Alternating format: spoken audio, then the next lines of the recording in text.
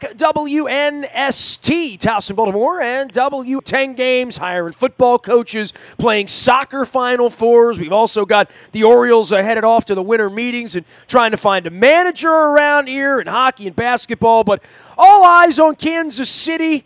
That is the Missouri side, not the Kansas side, as the Ravens take off for a big game, a really big game, the biggest game they've played around here in a long time. Luke Jones joins us now to discuss a wild week in Owings Mills, and certainly I think a wild week out in Kansas City as they prepare for whatever offense the Ravens are going to throw at them, and also the Ravens prepare for a game plan unlikely 2, 3, 4 weeks ago without Kareem Hunt. So a different kind of matchup. I don't know the Vegas sees it that way, Luke, but I think we see it as some sense of hope around here that this will at least be an interesting football game on Sunday. Yeah, I mean, I think you have to view it through a realistic lens of the Ravens are going to be a major underdog. There's no question about that. Although some of the early betting lines, not that I'm a bettor, but I've seen that the line actually had come down. But I know last week, with the Falcons and Lamar Jackson and Joe Flacco and all the uncertainty, the line's kind of going up and down and back and forth and all of that. But this is clearly going to be a challenge for the Ravens. But I think it is going to be interesting from a standpoint of all we've talked about over the last few weeks, since the bye week, since the Flacco injury came to light, and the Ravens have rushed for over 200 yards in 3 straight games. Haven't really relied on the passing game all that much. When they have, it hasn't worked out all that well, although there have been some flashes, certainly. We've said what? Is this sustainable? Can this work? What happens when you fall behind? And those are all very fair questions, and those will be questions as long as the Ravens are using this kind of an unconventional approach. You don't get a much better litmus test in testing that out. Now, I don't expect the Ravens to win on Sunday. I'm going to be totally realistic about that. I'd be surprised. You keep saying that all week, and you know what I'm going to do if they win? I'm going to send you a na-na-na-na-na text when it's all over with. Well, you just look and see how many people pick them at the end of the week. I mean, it's just... They're a 7-point dog. I mean, right. As I sit here, I don't know. I mean, I don't think it'll move to 5 or 6. I think it's more likely to move to 8 or 9, quite frankly. Right. Well, what I had seen is that it was 9.5, and now it's moved down to 7, or I even saw 6.5. So, I mean, I just see this stuff. It's the Lamar Kareem factor, right? Like, I mean, you start talking to yourself about this and say, well, the Chiefs are due to lose, and, gee, the Ravens on the road, and, what's going to happen with this offense, and if they can control the ball 35, 40 minutes again this week, and, all of that will be what we talk about because we don't have a lot to base this on, right? Like 3 weeks of sort of, to your point at WNST.net, embrace the madness. This is... Even Harbaugh, after the game, said, we don't really know where this is going either. And I think that that's probably the inherent part of this that I always laugh about a little bit is that my first tweet 3 weeks ago when he took over the offense was, they don't know what we're doing because we don't know what we're doing. Yeah. And that really is the truth. I mean, it's got to make coaches very, very nervous, this whole RPO thing, because they're so not in control of any of this. It really becomes street ball to some degree. It does, but at the same time, I mean, quarterbacks are coached on how to operate with RPOs and zone reads and that kind of stuff. So I hear what you're saying, and it does look a little more freelance-like.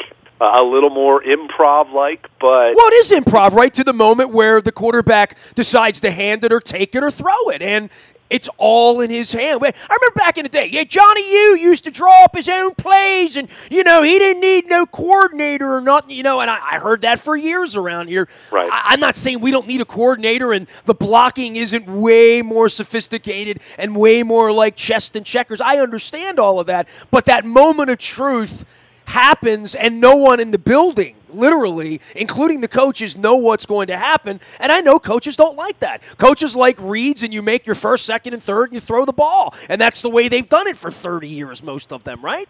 Yeah, but at the same, if you really break it down, an RPO is no different than any other pass play except one of your progressions, one of your reads, one of your options is you hand the ball off or you take off. I mean, it's no different than a pass play. I mean, a pass play, you might have 4, even 5 receivers in a route out in different routes, and your quarterback has to make a choice. He's making a decision. Progression 1, 2, 3. If everyone's covered, come back to the one side, scramble. There are all kinds of choices that a quarterback ultimately is going to make. This just looks a little bit different because you can either run, you can hand off, you can pass, or you can keep the ball yourself and run. So it looks different. It's not as though it's just street ball or that it's disorganized or anything like that, but it does look a little bit different. And, you're also talking about a 21-year-old rookie quarterback, which the Ravens haven't had. First of all, they haven't had a quarterback that young ever. And second of all, they've been used to having a veteran quarterback. I mean, Joe Flacco's been an established veteran quarterback for a long time, regardless of what your personal opinion might be on him, good or bad. So it is an adjustment, but I think this week is going to be a great test for him, great test for this offense. And I don't even view this as a crucial game as much as it's a great opportunity for the Ravens. I mean, if they win this game with the same approach, and let's just assume right now Lamar Jackson starts, and they figure it out, and they rush for 189 yards, and Lamar Jackson, a couple of the plays that he missed last week, he makes. And not saying that he plays great, or Willie Snead catches the ball, or Crabtree catches the ball. Yeah, I mean, I think that can be better than what it's been. I mean, I'm all in on if he threw the ball a little better, when he makes better decisions.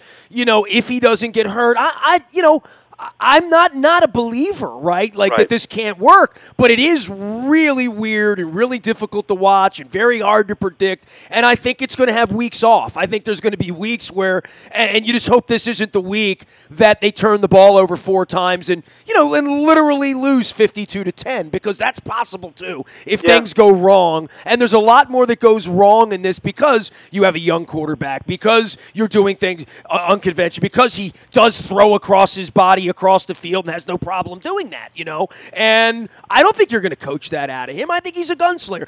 Everybody compares him to Michael Vick and all. I compare him more to Brett Favre. I mean, I see way more of that in him. Brett Favre with wheels, at least as long as he has them, right? Right. And, I mean, we'll have to see. I mean, there are still things about him that I think are going to get better naturally. But in this scenario, I mean, the scenario that you just presented as far as the Ravens offense, the Ravens team, not just saying Joe Flacco, but the Ravens team that we saw before the bye week, I could have envisioned the same kind of performance against Kansas City for that group as they were playing at that point. Well, if they put the ball on the ground 4 times against this team like they did against that team, anytime you put the ball on the ground 4 times, I don't care who you're playing, you're going to be really fortunate if you only lose it 1 time like the Ravens did on Sunday. So that can't happen again. John Harbaugh talked about that on Monday, and through all of his praise for Lamar Jackson, and he was speaking in general terms about ball security, because keep in mind, Dixon put it on the turf once as well. You could tell that was something he didn't like. But, dude, part of this pitching the ball around and running around and fighting for extra yards when you're kind of skinny to begin with, and linebackers are taking kill shots at you because you're running out in the open field,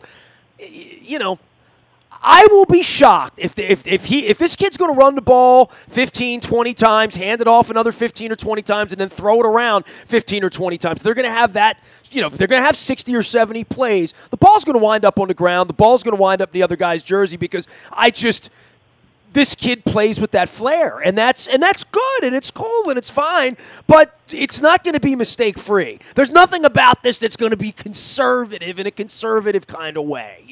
This isn't a the game management offense. That's not what this is. This isn't the West Coast offense. They're not throwing little safe swing passes here. It's inherently conservative though when you run as opposed to pass when you have a young quarterback though. So I hear what you're saying, and I don't disagree with that entirely, but it is a fine line because you have this playmaker with his legs, and I've said to you over and over and over, the worst thing the Ravens could do with Lamar Jackson long term is to make him not ever want to run. I mean, you didn't draft this guy for him to eventually throw 40 passes and to stay in the pocket. I mean, you drafted this guy with the sense long-term that he'd throw 30 times. And, sometimes he'll have to throw 35 times.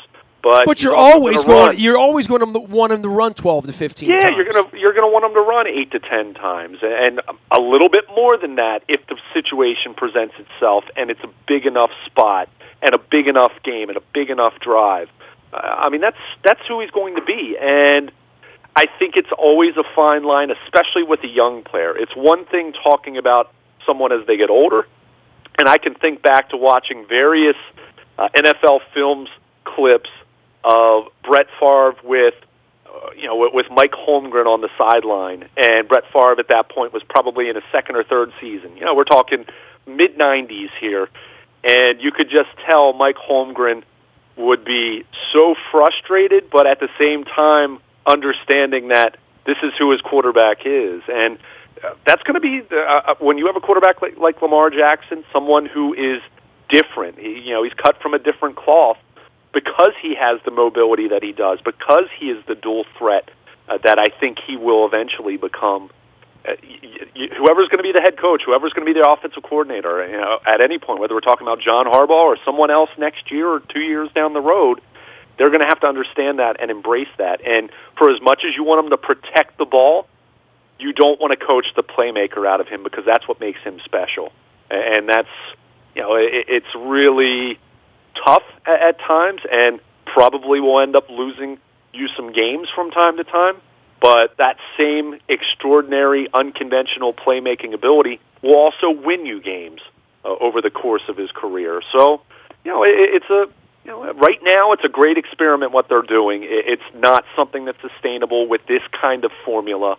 I don't at all, if John Harbaugh and this coaching staff and this organization is looking at what they're doing right now and thinking, boy, we're going to be able to do this next year, I think they're crazy, because I think they do need to find more balance. And even on Sunday, I don't think you can get your quarterback hit 400 times a year. Exactly. And I would hope they understand and think that's going to be feasible. Even if he's built like Roethlisberger or Cam Newton, those guys took massive abuse. Right.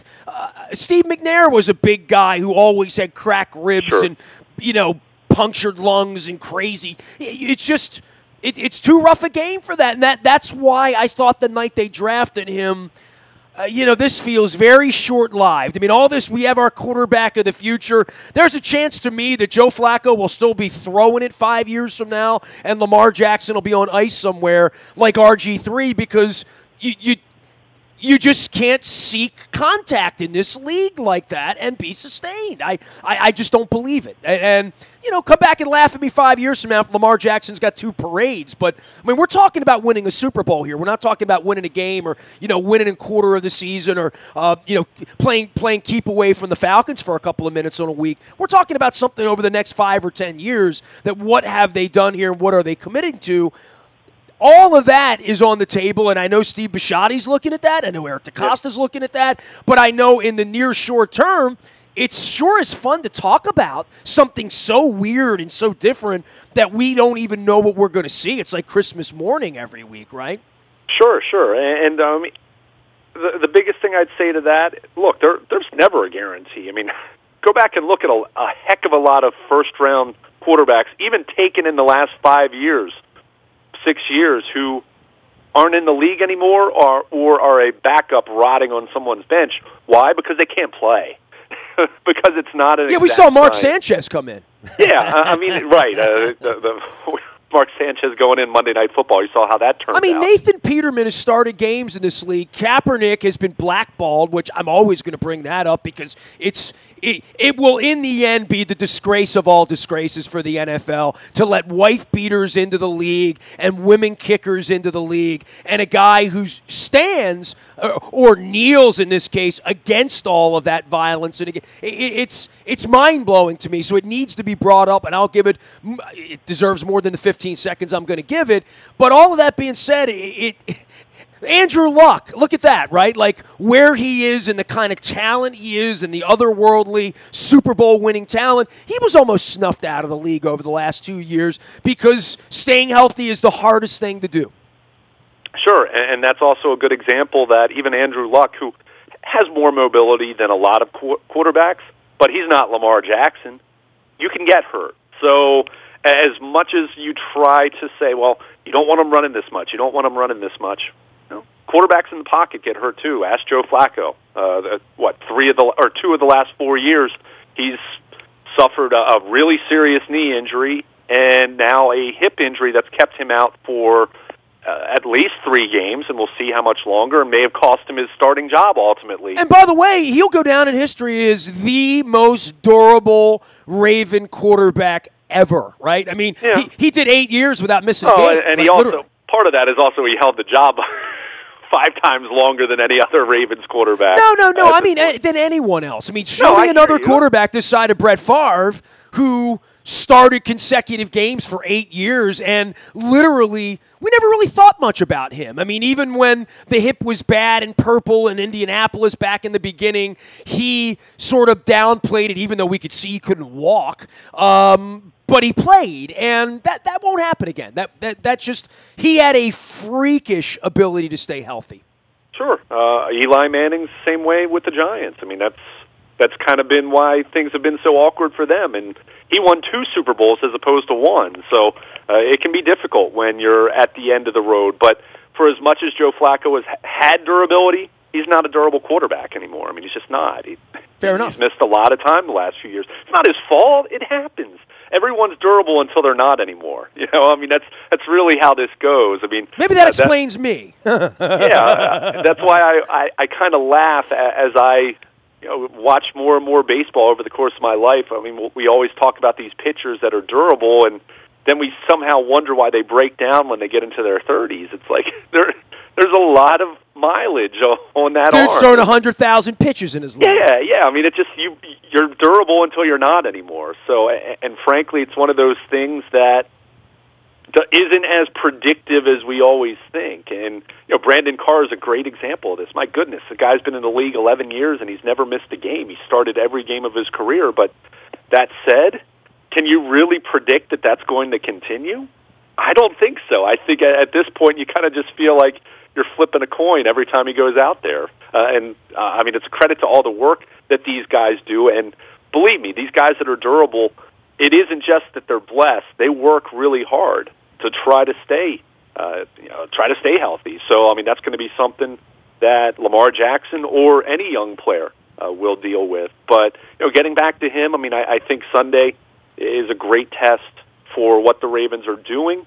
And while I don't give them a great chance to win by any means, and I wouldn't have given Joe Flacco a great chance to win if he happens to be the one out there on Sunday and the Ravens kind of pivot here, I'm not giving him much of a chance. But by the way, not to interrupt you, but I haven't talked to anyone who thinks Joe Flacco should play, which is, I mean, and again, part of this would be how healthy is he, right? Like, to your point, like, is it 101% of Joe Flacco or is it 85% of Joe Flacco who already had limited mobility, and we have this kid who does it the other way, and maybe the Chiefs are 31st against the run, so there is all the reason in the world to say, let's play Lamar. But what if Joe stands up Thursday and says, I really am 100%, I'm fine, you don't want me to play anymore? Okay. I mean, we've all known that was there from the minute that he was drafted, but that would also be very interesting to me inside the building, that a really, really healthy Joe Flacco wouldn't play no matter what, that's the way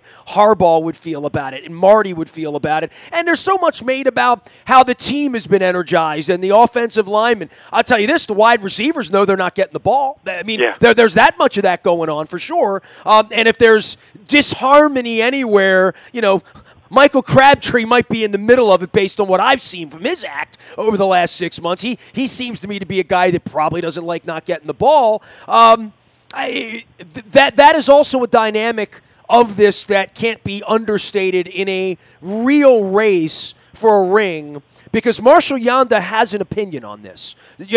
Sam Cook has an opinion. Terrell Suggs has they all have an opinion. And in this case, it might be a split decision. I don't think it's as clear-cut as fanboys saying, let's let the kid go run around. Maybe that's not the way guys in the building would feel about a guy they want to ring. I don't know. And they're never going to give us an answer. But there's all that going on, too. It's just like life, right? I mean, it's not going to be a 100% consensus. It's not going to be a unanimous decision. I think for there absolutely has been energy, and players have gravitated to Lamar Jackson, but they're winning, and that can be a very fickle feeling. If Lamar Jackson goes out there on Sunday against Kansas City and loses 2 fumbles and throws 2 picks, and the Ravens lose by 4 touchdowns, then that enthusiasm is going to be tempered some. Even if there's nothing about that kind of a performance that should deter from what he's going to be in the future. Well, they figured out one way to keep him from throwing interceptions, just never have him throw the ball. I mean, I'm not being mean, but like literally, there's no plan for him to drop back and throw the ball 38 times on Sunday that anybody in Owings Mills would feel good about, which makes it very strange to say, why the hell is he your quarterback? And then you watch him run. And these are the same things we've seen for 6 months. And then you see that other teams really struggle with this, defensively and stopping it. So it's not about what you do or do well. It's about they don't know what's coming and they can't stop it. So that's the good reason to do it is it exploits their weakness. It makes them play left-handed. And that unto itself is a tremendous benefit in the league.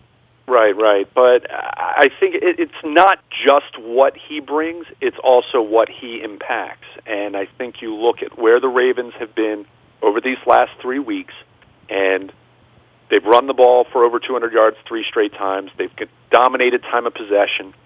You don't have to be a football savant to understand that when you dominate time of possession, that's going to help keep your defense fresh. Now, the defense has played well, albeit 2 of the 3 games against, at home against teams that are circling the drain, if not already flushed down the toilet in terms of playoff hopes. And then the other one, the Atlanta Falcons, a team that had struggled big time the last few weeks. But take nothing away from what the defense did on Sunday. But these are the reasons why you look at where the Ravens stand right now. Look. And I wrote this at WNST.net in my article where I'm saying to embrace the weirdness. In a perfect world, Joe Flacco would be healthy. He'd be under center. The Ravens would be making their push for the playoffs. They'd have a conventional, good running game. They'd have a healthy and stout offensive line that is adept at run blocking and pass blocking. And he'd have wide receivers who consistently gain separation and, catch the football, which Lamar Jackson found out about on Sunday. All those things would allow the Ravens to be more balanced. They'd win more conventionally, and they'd be on track to make the playoffs right now. But none of that's reality right now. I mean, we don't know how healthy Joe Flacco is going to be. I wrote this. We've talked about it. The little bit that we saw him in practice last week, he wasn't moving that great. And part of that's to be understood. It was his first couple days back on the practice field. You don't expect him to be running around. And look, Joe Flacco, even when he's fully healthy, isn't running around like Michael Vick. So it's kind of hard to gauge that. But he certainly was limited. He certainly wasn't taking part in all of practice. And now we'll see what happens this week. But I'm of the opinion that if he was hurt to the degree that he was going to miss 3 games because of the toughness and durability that you mentioned a few minutes ago, that leads you to believe that he's probably not going to be 100%. It may not be close to 100%. So while I look at this in a vacuum, if you talked about the running game and you could say, you know what, maybe if they had gone to Gus Edwards sooner and not gone with Alex Collins as long as they did, who was on IR now and was banged up, maybe their running game would have been better. And maybe some of the bye-week adjustments that they did make with their offensive line and blocking schemes, maybe some of those would have impacted the running game in the same way if Joe Flacco were on the field. But guess what? I can tell you they definitely wouldn't be running for over 200 yards per game if Joe Flacco were their quarterback, because he just doesn't put pressure on the defense in that way. It's not his fault. In fact, anyone who's saying that the Ravens need to stick with Lamar Jackson because of what they're doing with the running game, that's not Joe Flacco's fault as much as it's the fault of the front office and the coaching staff for not being able to figure out how to put together a conventional running game around a pocket passer, which is not anything weird. You should be able to run the ball, even if your quarterback isn't that mobile. I mean, that's just especially when you can run it with Lamar and the offensive linemen like to run it and want to run it. You know what I mean? And you have big fat back, Ricards and Nick Boyles in there to open holes. I mean, it really is an astonishing thing that they couldn't run at all, and now all of a sudden they can't stop running, and that does speak to scheme and mindset to some degree, and the fact that this kid is a really special athlete, all that he was cracked up to be in the draft, at least while he's healthy and running a 4.2. Right. But putting Lamar Jackson aside, I mean, getting back to the point I was trying to make is, I've seen a lot of people almost like they're blaming Joe Flacco because the Ravens haven't been able to run the football prior to this last 3 weeks. It's not his fault. I point to the front office and the coaching staff. Why can't you have a conventional running game? Like, why can't you do that? Now, that said, that aside, every argument that we're making right now in favor of going back to Joe Flacco, not you and me, but anyone that's out there talking about going back to Joe Flacco, all of these things, all of these scenarios that we're presenting are hypotheticals. If he's healthy, if Gus Edwards in the running game can not be as good as it is right now, but be markedly better than it was prior to the bye week. In other words, can they run for 4.4 yards per carry on average, which would give them a solid running game. Not a great running game, but it's solid. All of these things are hypotheticals. We can keep talking about what this would look like if a healthy Flacco were on the field, or they had more balance, or they could run the football without Lamar Jackson on the field. But the reality is they've rushed for over 700 yards the last 3 weeks. The reality is they've won the last 3 weeks. And look, I'm not going to sit here and say Joe Flacco couldn't have won all three of those games if the Ravens had played him at quarterback compared to Jackson, if he were healthy. But we don't know that for certain. What we do know is they are winning right now, not solely because of Lamar Jackson by any stretch. But I do think, even though in a vacuum, Joe Flacco is the better quarterback at this point in time still, and I'm not sure that's even much of a debate, but I do also believe Lamar Jackson's skill set is a better fit for where this football team is right now, and that's why I would be inclined to roll with him. And if he goes out there and plays horribly against Kansas City, and Flacco ends up looking pretty good in practice by the end of the week, and then next week looks like he's as close to 100% as can be, then you can reassess this. They shouldn't be locked into anything at this point. I mean, right now they are literally, we talk about this being a week-to-week league.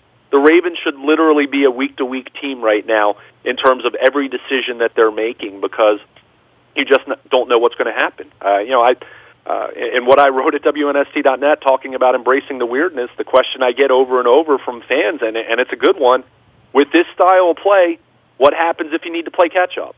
And to which I'd say, well, the Ravens haven't exactly had a ton of comeback victories over the last 2 or 3 years anyway, but it's a great question nonetheless, because what's going to happen if you fall behind 14 points in the third quarter against Kansas City?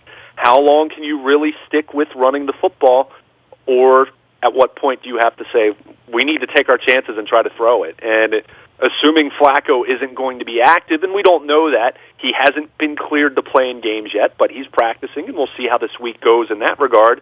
But if it is Lamar Jackson, at some point you might have to say, well, this might get really, really ugly, but our only chance is going to be if he can make some plays down the field with his arm. So that's why this game is such an interesting opportunity for them. One, if they do pull out an upset win, then we're starting to think anything's possible, meaning even into January or dare I say early February. If they can go into Kansas City and beat the Chiefs, you start thinking about anything being possible. But two, and this is where I'm much more intrigued, how does this style of play work out against a team that is an absolute offensive juggernaut? And I know Atlanta, they've given up 87 points the last 2 weeks. Let's go back to that. They've given up 87 points. I mean, it's and they don't stop the run well. How many have they scored? How many have they scored? 88. Yeah, okay. That's more my point.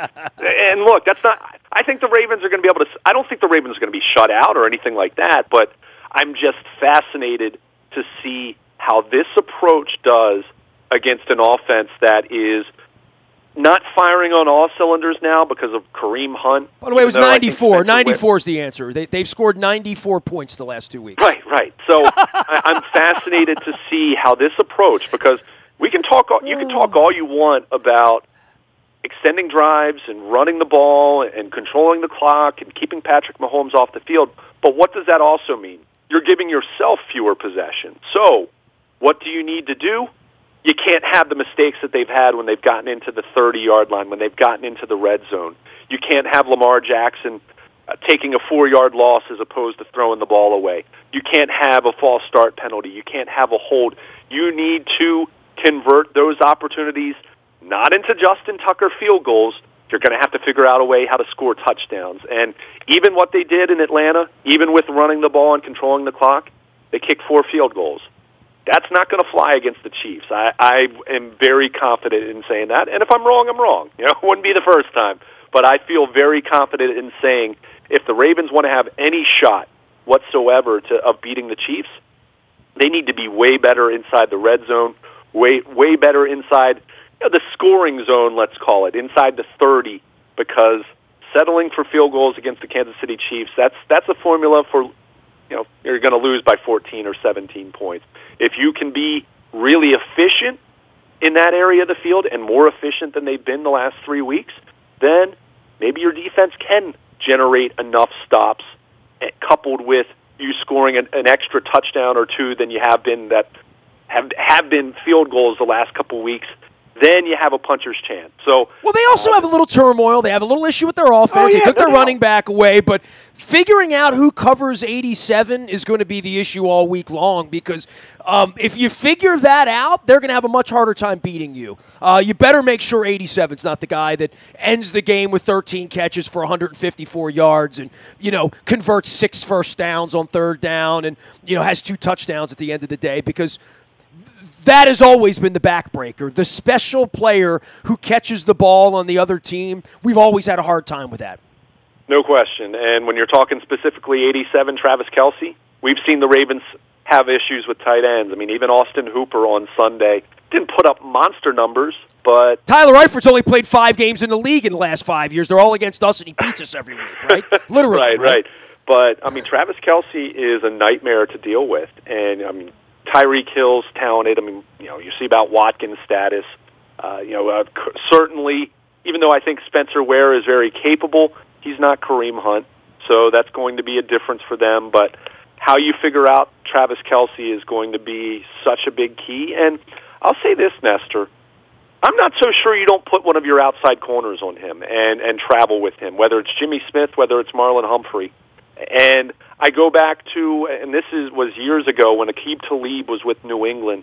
He matched up with Jimmy Graham. He traveled with him, went all over the field with him, and they had some success with that. So, look, nothing against Eric Weddle, nothing against Tony Jefferson, nothing against Chuck Clark, nothing against C.J. Mosley or Kenny Young or Patrick Owasu. But it's a mismatch. All those names. None of those guys can cover Travis Kelce. So I know it isn't a perfect fit because when he lines up in the 3-point stance on the line of scrimmage, that's a little more problematic to just say you're going to have Jimmy Smith match up with him. But when he's in the slot, when he's a move tight end going in motion or split out wide, I absolutely would consider putting one of my outside big corners on him, whether it's Humphrey or whether it's Jimmy Smith. Now, that doesn't mean there aren't other individuals to account for, and whoever is on Tyreek Hill, you better have safety help on that side. But if the argument is you need to try to put your best matchup guy on Travis Kelce, then I really think you consider it being Jimmy Smith, who's 6'2", or Marlon Humphrey, who's 6'1.5". So I think if you just try to play him conventionally, he's going to eat you alive. So that absolutely is going to be the big key for this defense. And to this point, in 2018 and going back the last couple of years, I can't say I have a whole lot of confidence that they're going to slow him down because tight ends have really been their Achilles heel over the last few years. He is Luke Jones. He is Baltimore Luke out on Twitter. We're going to be talking Kansas City all week long. We got baseball winter meetings this week. The Terps playing soccer, playing basketball, playing Big Ten, playing at the Royal Farms Arena this week. A lot of things happening, a lot of moving parts. You can find it all out in the buyatoyota.com audio vault 24 hours a day from anywhere in the world on your mobile device by downloading the TuneIn radio app. We do come in crystal clear in the buyatoyota.com audio vault. It is the best way to find find our work. Our morning newspaper delivers digitally to your email inbox at 7 a.m. each and every morning. That's powered up by Planet Fitness and PlanetFitness.com. $5 down, $10 a month. It's warm inside, and work off a little at an eggnog that I got in my Cole Roofing mug here. Also brought to you by the Maryland Jockey Club and our friends at Laurel Park, where the sports bar is warm inside, the crab cakes are tasty, the drinks are wet, and the ponies are wonderful. Get on down to Laurel Park and check out all they're doing. The entries to the front of WNST.net as well as in our morning newspaper. Last but never least, if the Orioles hire a manager, if the Ravens clear Joe Flacco to play and all that good stuff, all happens on the WNST Tech Service. It is our breaking news service. It's all brought to you by Coons Ford of Security Boulevard. Dennis Colatzos will be here on Thursday from 3 until 5, getting you ready for Kansas City. Big week here. First week of December. I'm off doing some personal development. I'll be off the grid a little bit social media-wise, but Luke will be here, I will be here, and I won't be gone long. I am Nestor. We are WNST.net, AM 1570 at WNST Towson, Baltimore, and we never stop talking Baltimore sports.